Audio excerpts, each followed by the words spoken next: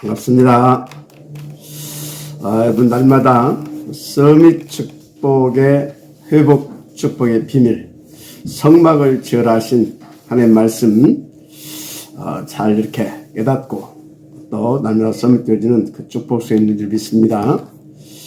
그런데 오늘 본문도 보면 주님의 목적은 우리가 정말 날마다 서밋 되어지는 237을 살리는 그런 서밋 되어지는 거기에 방향을 맞춰서 이렇게 역사하시는 것을 볼 수가 있습니다. 자, 그래서 오늘 본문에 보니까 예수님의 제자들이 이제 전도로 다니면서 음식을 이렇게 먹는데 때로는 손을 씻지 않고 이제 먹기도 하고 그랬습니다. 그거에 대해서 시비를 이렇게 이제 걸고 있는 거죠. 그 부분에 대한 이렇게 것을 가지고 이렇게 주님께서 제자들을 또 서밋화 시켜가는 것을 보게 됩니다. 여러분도 경험해 보셨겠지만 현장에 인도받다 보면 식사 때를 거의 이제 못 맞추는 경우가 많습니다. 어떤 때는 한 개씩 이렇게 걸을 때도 있고요. 왜요? 도시락 싸두고 다니는 것도 아니고, 그런데 현장의 상황에 이렇게 때를 이렇게 막 맞춰서 먹기 곤란할 때도 있습니다. 당시의 제자들도 이렇게 이제 그런 것 같아요. 그래서 이렇게 이제 우리가 앞에 보면 제자들이 현장 다니다가 배고프고 하니까 밀밭 사이 지나가다가 밀 비워서 먹기도 하고 그랬잖아요. 그러니까 제자들이 갑자기 음식을 먹게 되는 경우도 있고, 그러다 보면 손을 씻지 않고 먹게 되는 경우도 또 있었지 않겠습니까? 그걸 시비를 걸은 겁니다. 그래서 본문 1절, 2절에 그때 바리새인과 서기관들이 예루살렘으로부터 예수께 나와 이르되 당신의 제자들이 어찌하여 장로들의 전통을 범하나이까? 떡 먹을 때 손을 씻지 아니하나이까? 여기 그때 바리새인과 서기관들이 어디서 왔다? 예루살렘에서 왔다.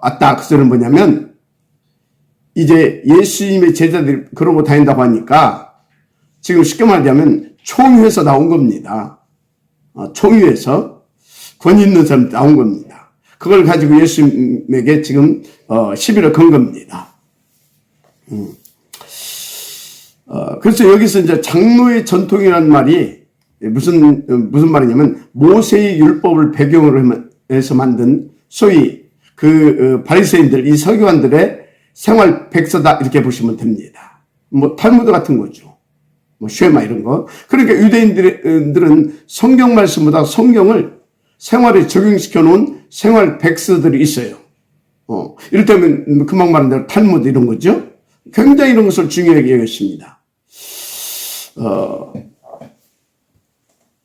그래서 그 장로들의 전통에는 음식을 먹을 때 반드시 손을 씻고 먹게 되어 있어요. 그런데 왜 당신들의 제자들은 지금 손을 안 씻고 먹느냐? 한마디로 왜 장로들의 전통을 어기느냐, 그걸 가지고 시비를 건 겁니다. 그래서 예수님께서 거기에 대한 답을 주신 거예요. 그러면서 제자들에게 지금 오직 진짜 복음만, 참으로 하나님의 말씀만이 여러분들을 살리는 것이다. 이제 그 부분을 이렇게 이제 말씀을 주는 거죠. 그래서 10절에 물을 불러 이르시되 듣고 깨달으라. 입으로 들어가는 것이 사람을 더럽게 하는 것이 아니니라. 입에서 나오는 것이 사람을 더럽게 하는 것이니라. 입으로 들어가는 것은 손을 씻고 먹든 안 씻고 먹든 배로 들어가서 소화시키고 뒤로 이렇게 찌그러 나가지 않느냐. 그런데 손 안 씻고 먹은 게 무슨 문제가 되겠냐. 진짜 문제는 너희 속에서 나온 것, 욕심, 탐심, 악한 생각, 살인, 간음, 도덕질, 거짓 증인, 비방 이런 것들이 진짜 문제인 것이지. 그 말씀 하신 겁니다. 그러면서 11장 9절에 아주 중요하고 핵심적인 말씀을 하셨습니다. 사람의 계명으로 교훈을 삼아 가르치니 나를 헛되이 경배하는다 하였느니라 하시고, 무슨 말이냐? 하나님이 내신 계명이 아닌 사람이 만든 계명. 쉽게 말해 당시 종교 지도자들이 하나님이 내신 계명을 자신들의 수준과 기준을 가지고 이해하고 재해석해서 나름대로 계명을 만든 겁니다. 그래서 그것을 생활 백과서로 삼은 겁니다. 하나의 룰로 삼은 거죠. 문제는 하나님 주신 계명의 본질을 놓치고 엇나간 계명을 만들었다 그겁니다. 그걸 지키고 사는 게 하나님의 말씀대로 사는 것이다라고 이들은 아예 딱 교류화 시켜버린 것입니다. 교류화. 그 프레임을 딱 잘라버렸어요. 그 틀에 사람을 딱 가둬 놨다 그 말이에요. 그래서 그것 안 지켰다 그러면 이건 난리 나는 겁니다. 그래서 여러분이 항상 이 말씀을 듣거나 또는 기도 제목을 딱 이렇게 잡을 때 뭘 참고해야 되느냐? 반드시 창세기 3장 15절 이 말씀을 참고해야 됩니다. 무슨 말이냐? 여자의 웃음이 뱀음을 살게 할 것이요 라고 말씀하셨잖아요. 그러니까 한마디로 오직 복음, 오직 그리스도만 사탄이 결박되잖아요. 그렇죠? 그런데 지금 내가 잡은 이 말씀 앞에 사단이 무릎 꿇겠냐? 꿇지 않겠냐? 그거를 체크해 보면서 말씀을 잡아야 될 겁니다. 그리고 내가 말씀 잡은 것이 정말로 그렇게 사단을 무릎 꿇게 하는 그 말씀인지 아닌지를 여러분들이 체크해 봐야 된다니까요. 지금 나는 은혜 받았다고, 내 마음에 든다고, 좋다고, 딱 말씀을 언약으로 혹은 기도의 제목을 딱 잡았다. 그런데 그 말씀에 사단이 속히 무릎 꿇지 않는다. 그러면요, 그것은 내가 복음입니다. 복음이 복음이어야지. 내가 복음이라니까 내가 복음. 여러분요, 진짜 하나님의 말씀을 붙잡아야지. 내 마음에 드는, 내 입맛에만 드는 말씀을 잡은 거라니까요. 잘 살펴봐야 된다 그 말입니다. 그래서 마태복음 4장 11절에 사탄은 떠나고 천사가 수용들들 이 말씀이 나오잖아요. 정확하게 예수님께서 말씀을 가지고 그 말씀의 능력으로 사단을 무찔렀잖아요. 사단도 말씀을 가지고 와서 예수님을 이용했잖아요. 참 예수님을 시험했잖아요. 그건 뭡니까? 사단은 지 목적을 가지고 말씀을 이용한 겁니다. 예수님은 그 말씀을 이용한 것이 아니라 하나님의 말씀의 능력을 믿고 그 말씀의 권세를 누린 겁니다. 여러분 그런 거예요. 그래서 말씀이 성취될 말씀인지 기도의 제목인지를 뭡니까? 성취될 기도의 제목인지. 그래서 이 말씀을 붙잡았을 때, 이 기도 제목을 잡았을 때 사단이 속히 무릎 꿇게 되는지 딱 여러분들이 체크하면서 이렇게 말씀을 이렇게 잡고 기도 제목을 잡아야 되는 것입니다. 본문 15장 9절에 사람의 계명으로 교훈을 삼아 가르치니 나를 헛되이 경배하는도다 하였느니라. 그 말씀을.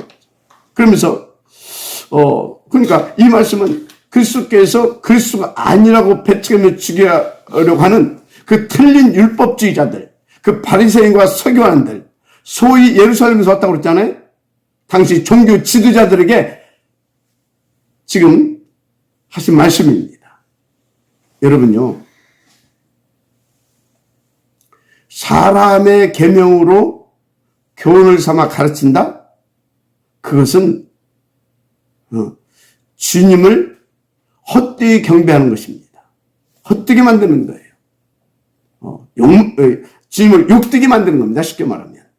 그래서 여러분요, 어디 가서 말씀을 들었더니 자기 입맛에 딱 맞아. 너무나 이 말씀 어떤 현장에서 이용하면 좋겠어. 그러면 자기 폼도 나고. 그래서 그 말씀을 딱 가지고 와서 딱 한다. 그거요, 굉장히 주님을 욕되게 만드는 겁니다. 여러분 잘 아시고요. 여러분들 어디 가서 말씀을 듣고 말씀을 붙잡고 혹은 말씀을 받고 은혜를 받아서 그것을 전달할 때 이 말씀이 내게 혹은 이 말씀이 전달되는 현장에 사단을 결박시키고 하나님의 나라가 임하게 하는 말씀인지 이런 부분들을 잘 알고 인도받아야 된다, 그 말인 것입니다. 그래서 지금 이 바리새인들은요, 율법을 어떻게 이해했느냐, 이게 지금 관건이에요. 쉽게 말해서 율법의 본질, 율법의 기능이 뭐냐, 이걸 바르게 이해해야 됩니다. 이 사람들은요, 율법을 조문대로 지켜야 된다, 이렇게 딱 이해한 겁니다. 조문대로 사는 것이 하나님께서 원하시는 삶이다, 그렇게 이해한 거예요. 그러니까 그들은요, 율법의 조문대로 율법을 지키고 사는 게 하나님의 말씀대로 사는 겁니다. 그것이 자기들의 신앙이 됐고, 자기들의 사상이 됐고요. 그래서 그들은요, 막 율법을 지키는 것이 전부 다인 겁니다. 율법의 조문을 지키는 것이. 그러니까 그렇게 모든 율법을 그렇게 이해하고요, 그렇게 해석해서요, 그걸 기준으로 해서 그 사람들은요, 메시지도 하고, 교육도 시키고, 또 어떤 책도, 글도 만들고, 그렇게 하는 겁니다. 한마디로 그게 딱 프레임이 딱 돼버린 거예요. 그들의 프레임. 틀을 그렇게 만들어 놓은 거예요. 한마디로 율법의 본질을 완전 왜곡시켜버린 겁니다. 율법의 기능을 완전히 파괴시켜버린 겁니다. 어느 정도냐? 그들은 율법을 지켰느냐 지키지 않았느냐, 그게 선과 악의 기준이었다니까요. 쉽게 말해 율법의 조문대로 지키고 살았느냐 살지 못했느냐, 그게 구원과 직접 되어지는 구원과 그 직접 그걸 가지고 연결시켰다니까요. 그런 정도입니다. 그래서 결과는 어떻게 됐습니까? 자신들도 망하고 다른 사람도 죽게 만든 겁니다. 그런데요, 예수님이 그 사도들도 그 부분이 남아 있었지 않습니까? 그걸 가지고 그래서 베드로가 고넬료 집에 가서 복음 전하고 그들과 함께 먹고 자고 한 것을 문제 삼아가지고 당시에 초대교회가 총위까지 막 소집되고 그랬잖아요. 그래서 베드로가 이제 한쪽으로 이렇게 물러나고, 율법이 약간 이렇게 센 야고보가 이게 딱 이제 이렇게 리더로 딱 서게 되고, 이제 그런 일도 벌어졌어요. 또 그걸 가지고 바울이 이방 전도 선교 이렇게 사역 중에 할례 부분 나왔잖아요. 그것까지 시비 걸고 그랬잖아요. 그걸 기준으로 해서.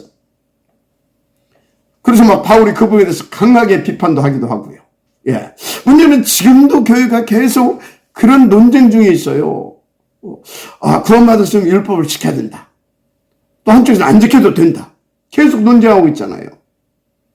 자, 그러면 여러분은 100% 이 율법의 본질, 율법의 기능, 그것을 응답으로 누리고 있느냐? 좀 체크해 봐야 돼요.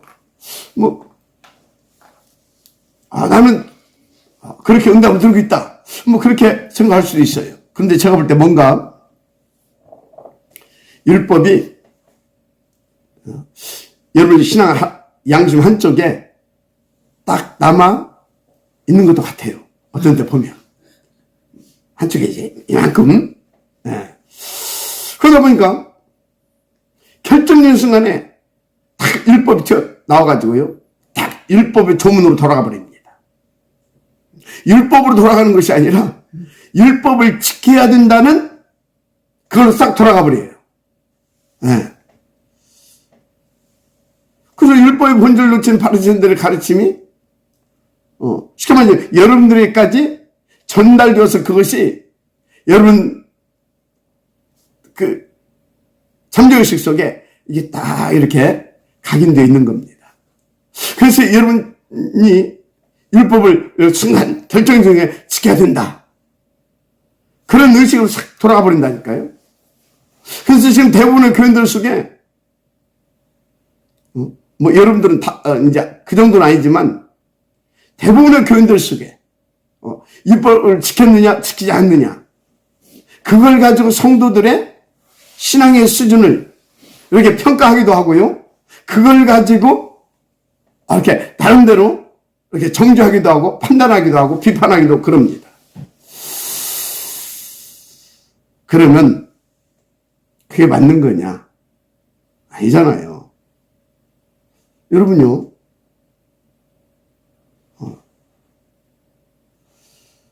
지금도요, 그 율법의 조문을 지켜야 된다고 하는 그런 사상, 또 그런 장로들의 전통 지키지 않았다고 죄인으로 취급하고 은근히 비판하고 그런 분들 많아요.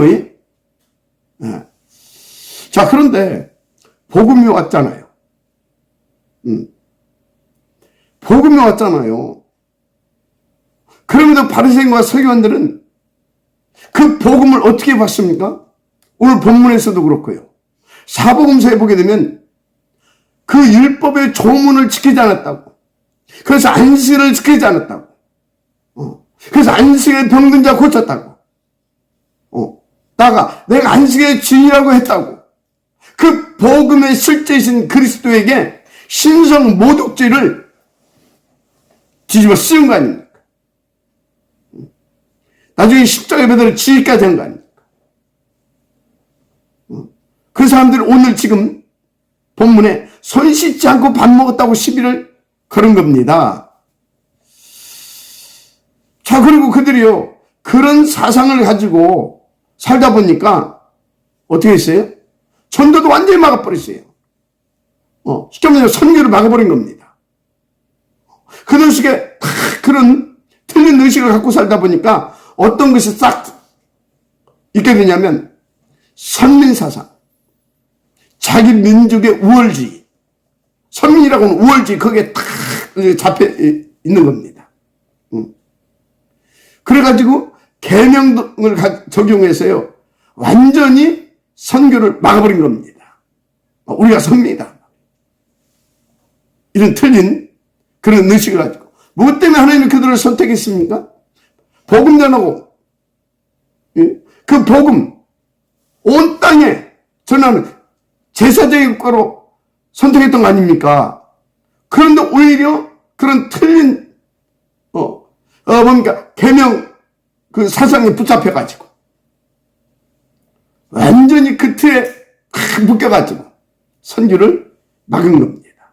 그 결과 이스라엘은 여러분들이 아는 대로요, 7번이나 대재앙을 만나게 됐잖아요. 심지어 그 후손들이 2000년 동안 전 세계로 흩어져서 유리방랑하는 민족으로 비참하게 살았잖아요. 히틀러에게만 약 600명이 되는 사람이 막 무참하게 학살당한 거예요. 물론 뭐 하나님은 그 흩어진 자들 속에 복음 가진 남긴 자들이 있었잖아요. 그대로 쓰시기도 했습니다. 하여튼 약 2000년 동안 그런 유랑하고 방랑하는 민족으로 살았습니다. 뭐 로마에 의해서 예루살렘은 흔적도 없이 사라져버렸고요. 그 예루살렘 성전까지 완전히 무너졌잖아요.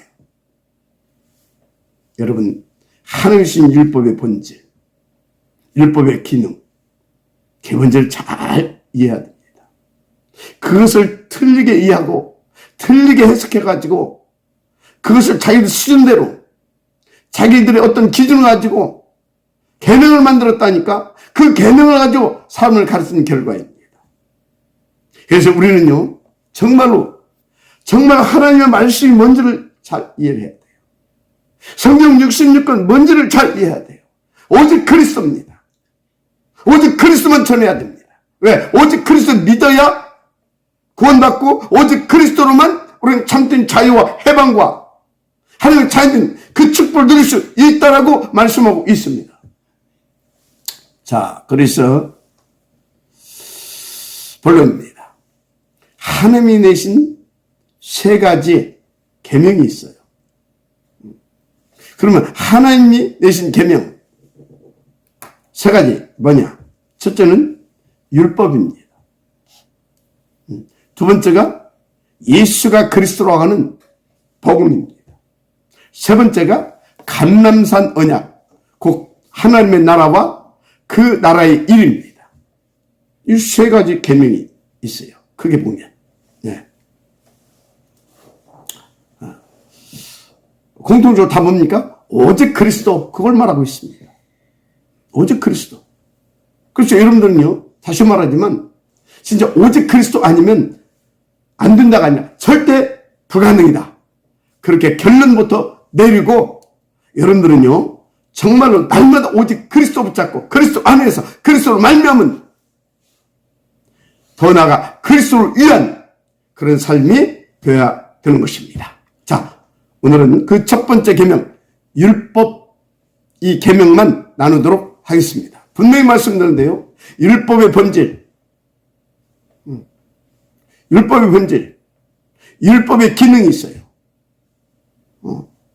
율법의 본질과 기능이 있다니까요. 그래서 율법의 본질과 기능은 바리새인들이 만든 계명, 그것도 완전 다릅니다. 저 사람들은요, 율법을 그 정대로 지키는 것, 그것을 딱 잡았잖아요. 그래서 그것이 딱 율법을 지키냐 못 지키냐, 그것이 어떤 선악의 기준점이 되기도 했고요. 그것이 구원의 방법이기도 했고요. 그들의 구원론은 율법을 지켰냐 지키지 않았느냐입니다. 지금 여러분, 그게 율법의 본질이 아니고 율법의 기능이 아닙니다. 혹시 여러분 중에 율법은 하나님이 지키라고 준 거다, 그런 생각이 막 눈금만큼이라도 남아있다면 그 빨리 버려야 됩니다. 그 틀린 것입니다. 속은 것입니다. 정말 빨리 바꿔야 돼요. 그래서 율법의 행위를 기준 삼아서 사람의 어떤 신앙생활을 평가하고요, 선악을 그것으로 기준 삼는다면 완전히 사탄에 속은 삶이에요. 미안합니다만 그런 분들은요 반드시 무너집니다. 돌이키지 않으면. 끝까지 돌이키지 않으면요, 그래서 그것이 후대들까지 전달되면요, 그 후손들은요 이스라엘 민족이 2000년 동안 이를 방랑했잖아요. 그렇게 될 수도 있습니다. 여러분, 무슨 얘기하고 있습니까? 복음이 전부 다다 그 말이에요. 오직 그리스도만 되어야 된다 그 말이에요. 나머지 것은 그리스도를 알게 하기 위하여, 그리스도를 설명하게 하기 위하여, 율법은 특히 그리스도께 돌이키게 하려고, 죄를 깨닫고 돌이키게 하려고 주신 거예요. 그게 율법의 본질이고 그게 율법의 기능인 겁니다. 잘 아셔야 돼요. 자, 그래서 로마서 5장 12절에 이런 말씀이 있어요. 그러므로 한 사람으로 말미암아 죄가 세상에 들어오고 죄로 말미암아 사망이 들어왔느니 이와 같이 모든 사람이 죄를 지었으므로 사망이 모든 사람에 이르렀느니라. 지금 이것을 한마디로 말하자면 창세기 3장 사건을 말하고 있잖아요. 한 사람 아담, 그게 사단한테 속아가지고 하나님 불신하고 떠난, 그래서 사망이 들어왔잖아요. 죄가 들어오고 사망이 들어와가지고 왕노릇하고 있잖아요.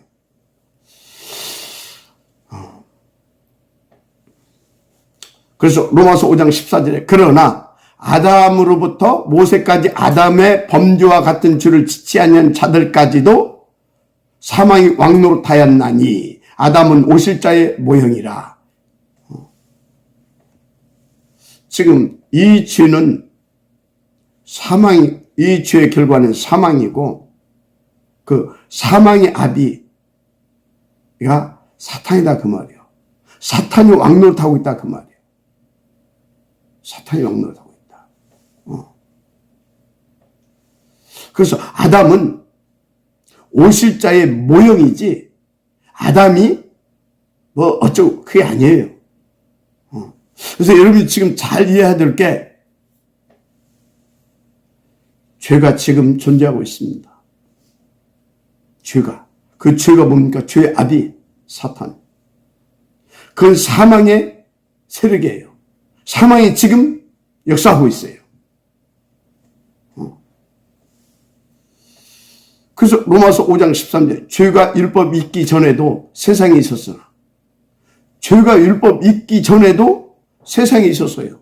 창세기 1장 2절 흑암, 혼돈, 공허, 그게 죄 아닙니까? 또 광야에서 율법을 주기 전에도요, 애굽에서 가지고 있었던 그런 것들이 광야에서 막 그것을, 그 배후 색상이 뭐예요? 사단. 그 사도로 말미암아 계속 원망하고 불평하고 불신하고 막 다투고 싸우고 그랬던 거 아닙니까? 그 죄가 있었다니까요.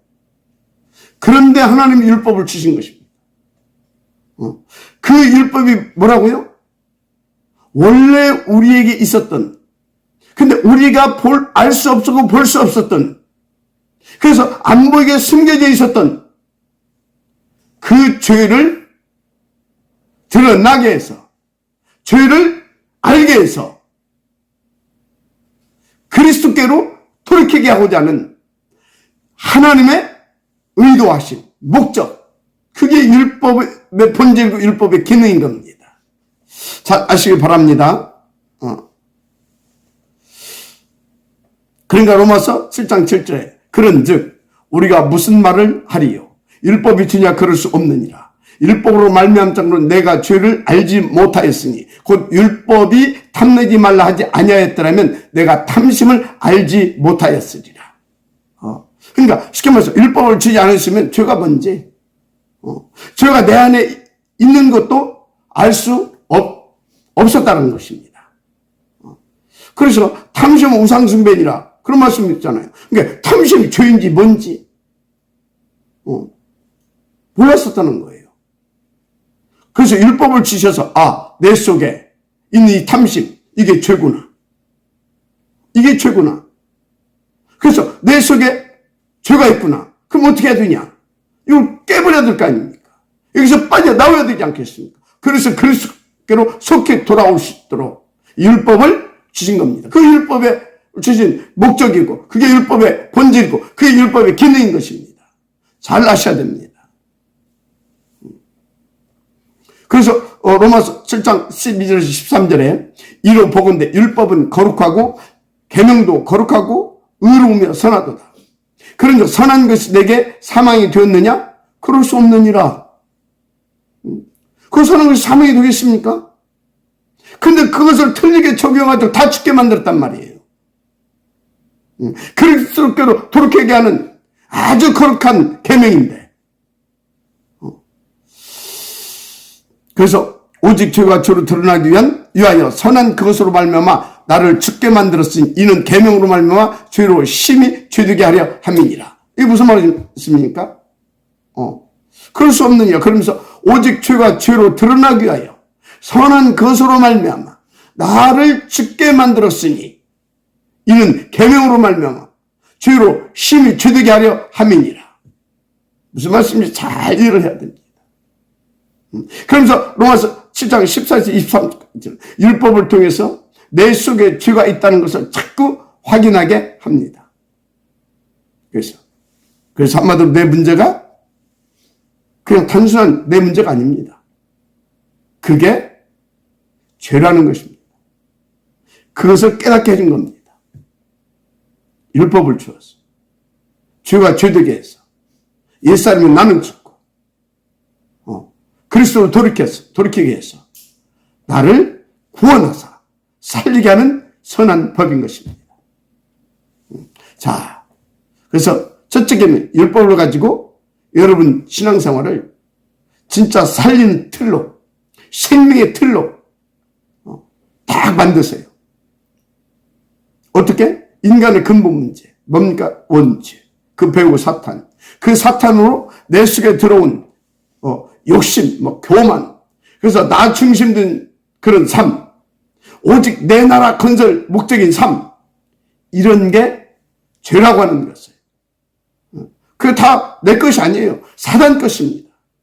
이런 게 사단의 역사라는 것을 계명으로 드러내게 하는 그런 틀을 만들어라 이 말이에요. 그래서 율법을 거룩한 계명, 나를 살리는 계명이 딱 되게 여러분들이 딱 만드는 겁니다. 그래서 지금 여러분 신앙의 틀로 그렇게 딱 만들어 놓는다. 어떻게 되겠습니까? 여러분 매 순간 오직 그리스도로 돌이키게 되는 겁니다.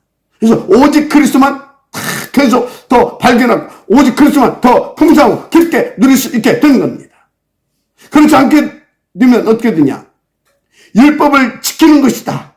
그렇게 사단에 속아가지고 바리새인들이 가르친 대로 그 영향을 받아서 그것이 나의 어떤 틀이 돼 있게 되면 진짜 망한다니까요. 진짜 망해요. 여러분 후대들까지 다 망합니다. 여러분 하나님의 율법을 지키라고 하셨습니까? 아니잖아요. 그런데 이 바리새인들은 율법을 하나님이 지켜줬다, 그런 식으로 이해를 한 겁니다. 그래서 율법을 지켰느냐 못 지켰느냐, 그게 기준이라니까. 그들의 신앙생활의 기준. 구원도 지켰느냐 못 지켰느냐, 그걸로 받기도 하고 못 받기도 하고, 그런 식이라니까요. 심지어 그래서 예수님 그 당시에 예수님께서 이렇게 이제 부활 승천하시고 난 후에 그 초대교회도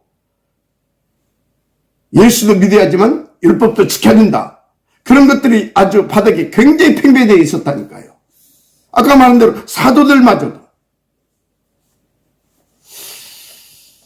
그래서 그 후손들까지 망해버렸던 거 아닙니까? 근데 지금도 그 후손들 못 깨닫고 있어요. 지금도 율법 종문 붙잡고 있습니다. 그래서 지금도 메시아 기다리고 있다니까요. 하나님이 저와 여러분이 주신 첫 번째 계명 율법, 그건 조문대로 지키라고 준 게 아닙니다. 따라서 율법의 행위를 가지고 신앙의 기준을 삼는 것 완전 틀린 것입니다. 그 율법은 이렇게 성경을 통해서 계속 제가 확인해 드렸잖아요. 그렇죠? 그래서 오늘 하나님이 율법을 주신 목적 중 하나가 뭐라고요? 그 율법의 기능이 뭐라고요? 내게 보이지 않는 숨겨진 죄. 사단이 숨겨있다니까요. 내 속에 있는 그 죄를 드러내는 기능으로 주셨다 그 말이에요. 그래서 매 순간 그리스도께 돌이킬 수 있도록. 할렐루야?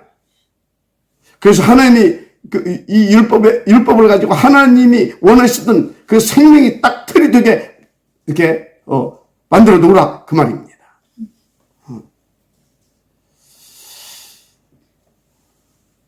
자, 율법을 주신 두 번째 목적이 있어요. 인간의 죄, 연약함, 한계, 무능함을 드러내서 그리스도께 가서 완전하도록 주신 겁니다.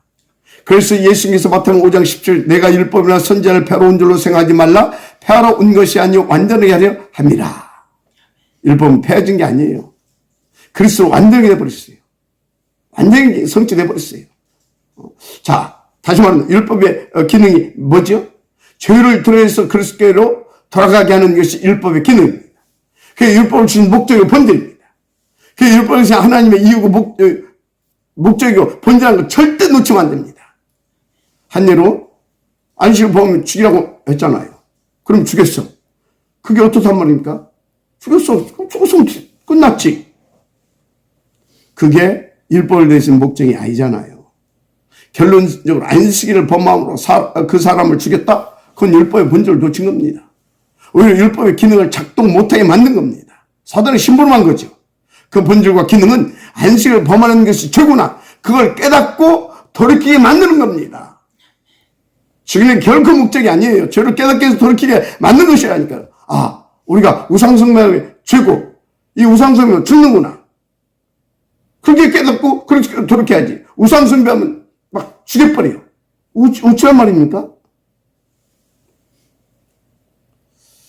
그래서 하나님이 그리스도를 보내서 이 죄 문제를 해결하게 하시겠다 하신 것이구나. 율법을 주신 것이 하나님 계속 말씀하시니 그렇게 깨달아 두는 겁니다.